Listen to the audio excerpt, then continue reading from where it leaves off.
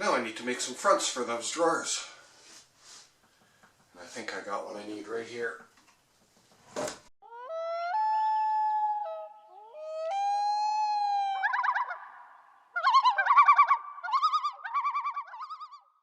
It's got kind of a hump there. I'll have to take that down a little bit.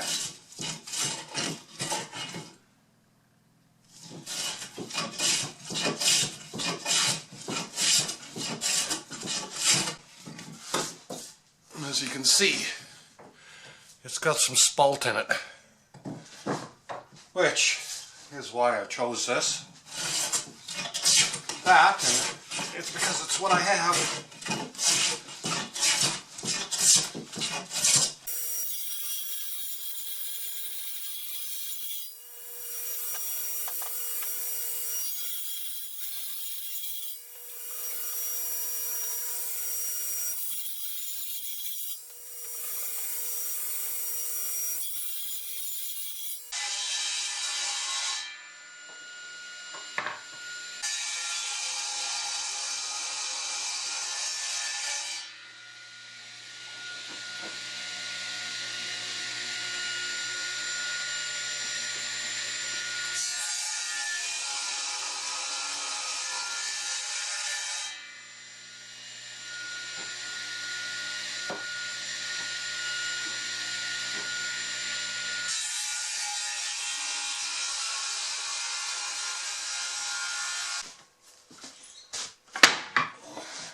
And again, we have to go through the process of getting one side flat enough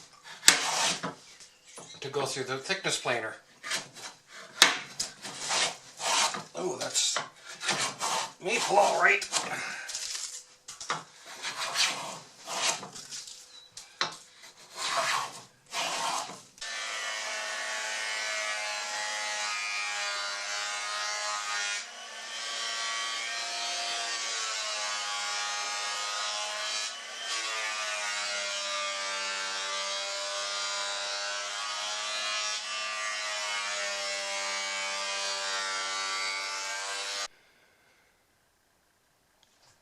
And I know there's guys out there that are just dying to see my shop like this. So there you go. Got our drawer parts, our faces, and look at mess, dirt. It does happen. I've got the cabinet on its back so I can get a measurement. And it looks like my drawer fronts right around 10 inches each. Tall would be good, and the width is 3 inches here, and that's a decent place to start to get my side rails. Now the wood I've milled up, I've kind of rearranged.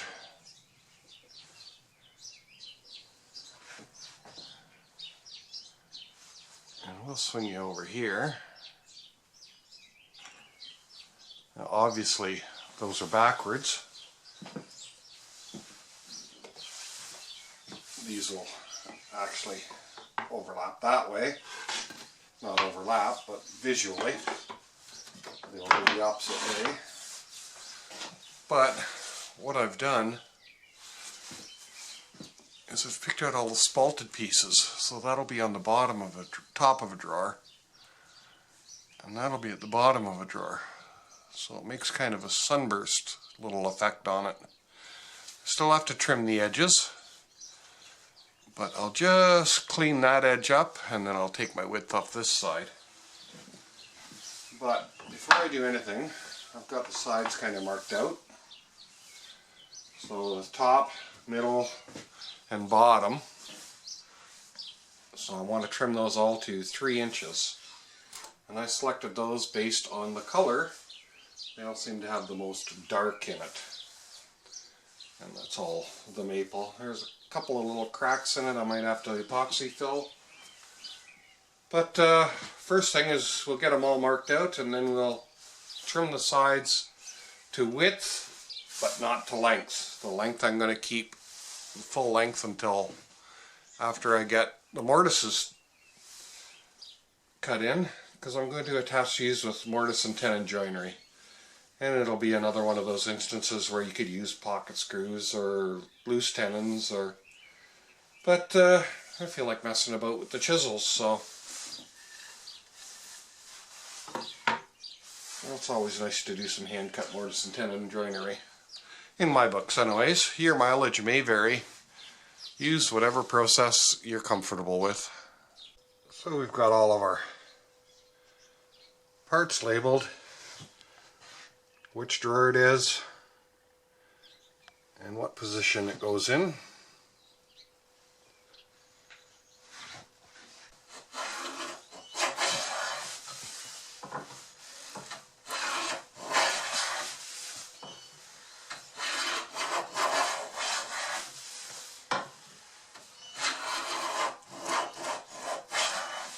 Oh, there's some lovely grain on there.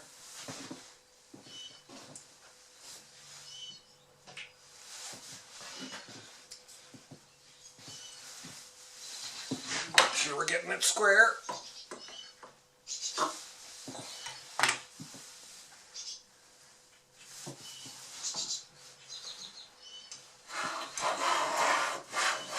So with our reference edge against the fence, we can now rip all of these to just over 3 inches, about a 32nd over, just to give us some planing room to clean up the edge, but more or less the final width.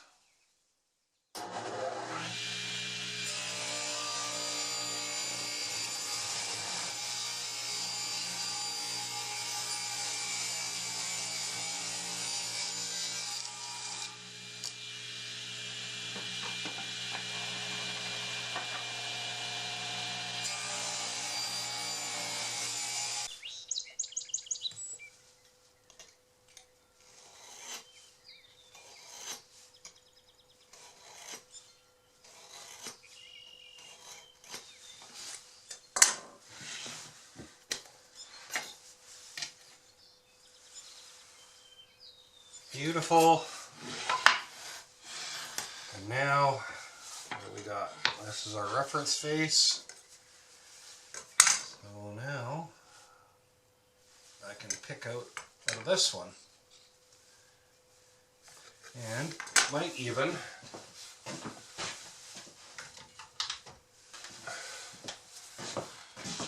be a good idea to clamp these together.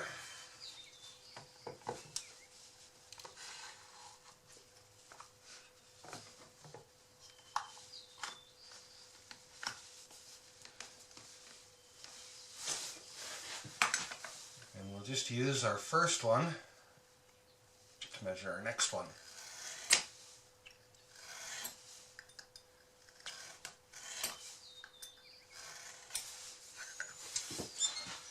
And that will ensure that everything is the same. Gotta move my clamp.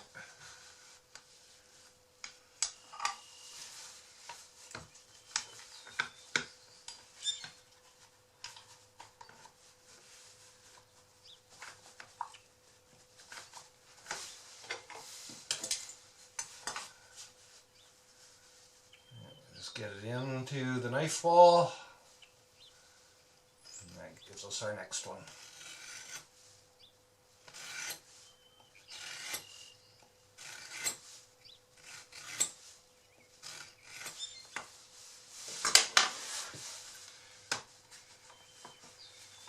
And I think basically what we'll do is we'll just use that for the rest of them.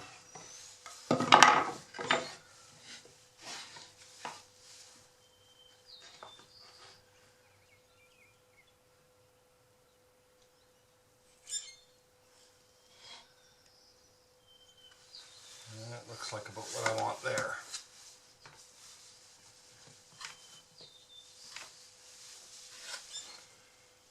And that's our reference.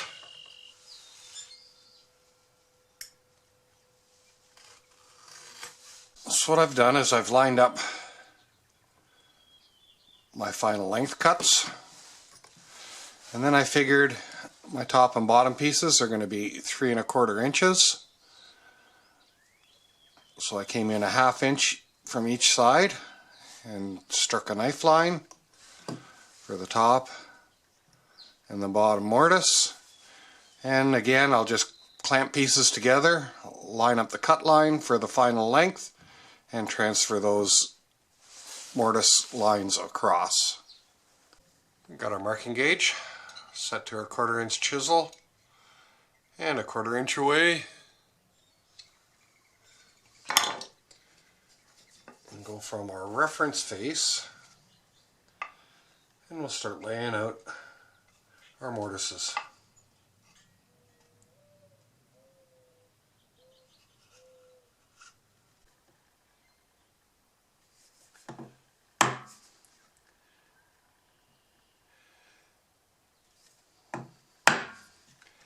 Anybody who makes the observation that this is way overkill, I would agree with you.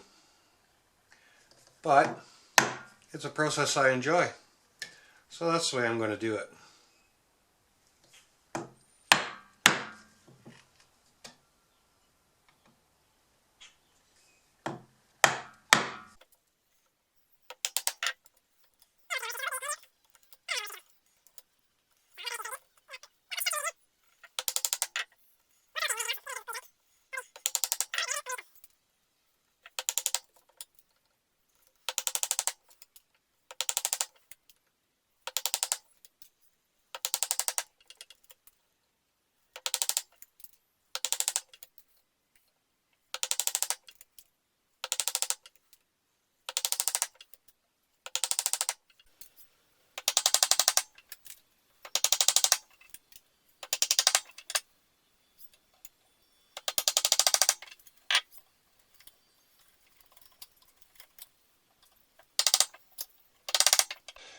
And there's number 1 of 12. Oh, yep, definitely overkill. Lots of other methods would have worked, but this is the one I want to do. If you're not enjoying yourself, why are you doing it? Dozen mortises cut out. Now we can cut to length. We can go full on galoot and into our knife wall on the waist side. Make ourselves a little V-notch.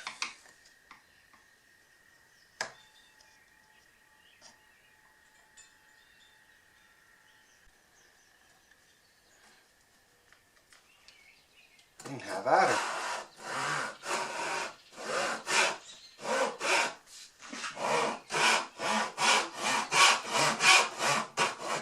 Another option would be a table saw sled.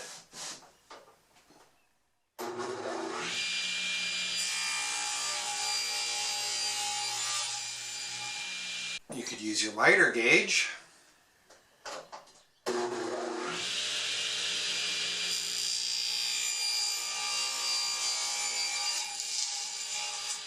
And of course you could use the miter saw.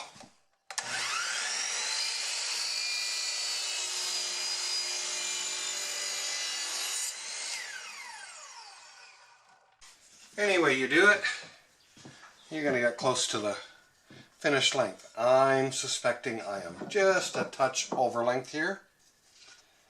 And we will figure that out.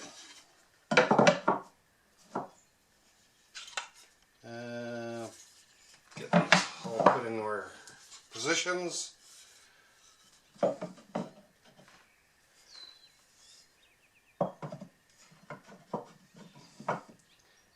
Yes, I am a tiny bit over length.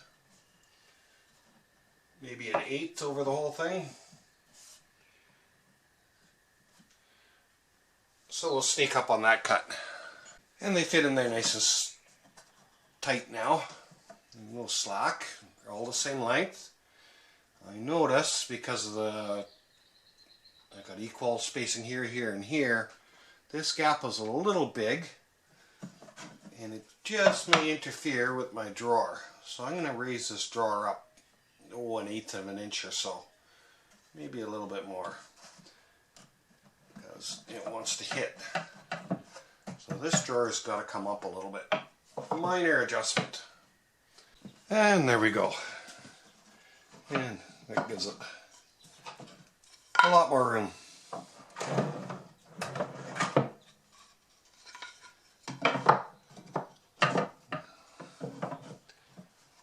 Now we can start working on the cross pieces. So my finished width will be 3 1/4 on mine. I want to keep as much spalt as I can. So I'm just going to clean up the spalted edge and then cut to width on the table saw.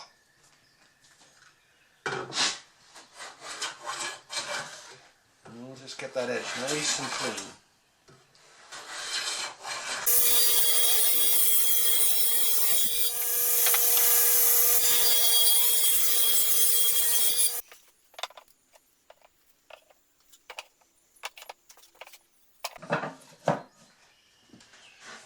Now we can move these from side to side and figure out exactly what we want.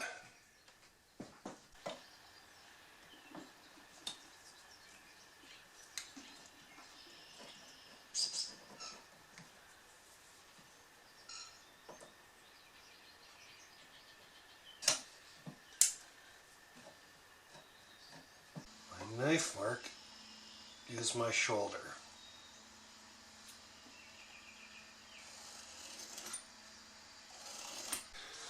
So we've got our shoulders knifed in all the way around. We went 1/2 inch longer for the length of our tenon, and we'll just trim those.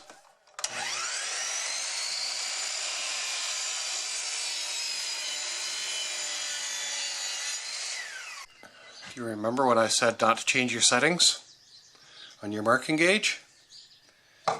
Well, we went off the show face of the sides for the mortises, and now we'll do the same for the tenons.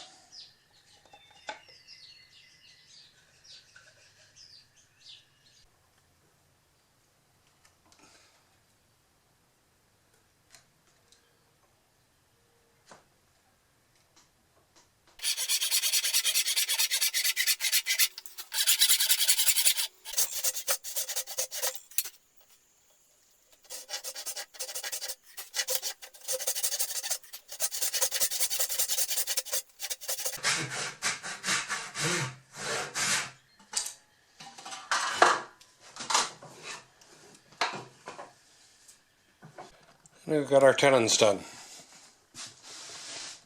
We still gotta cut them to width, but they're there and they're done. Well, just placing them in there, it seems I got my shoulders fitting really well. So let's start on getting these tenons all cut to fit.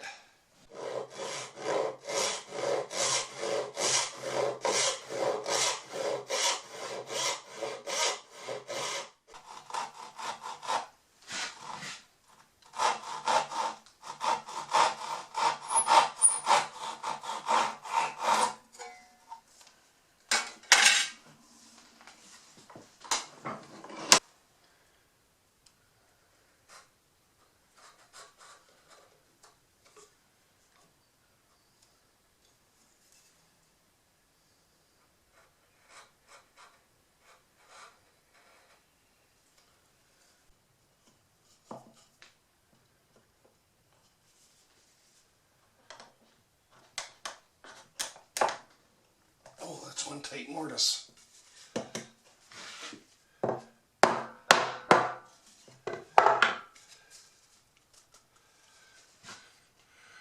I think it'll work. Needs a touch cleaning up so the gap will close. Nice and level on the top.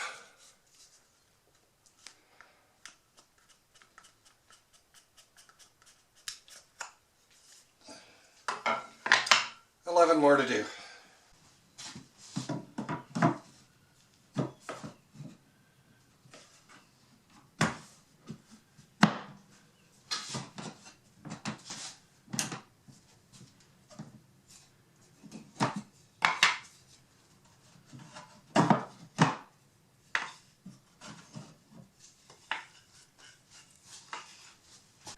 Well, after a lot of work, we've got all our mortises and tenons done. And I began a little bit of work filling cracks with epoxy. So I guess that'll be it. Next, finish filling the cracks and we'll get it glued up.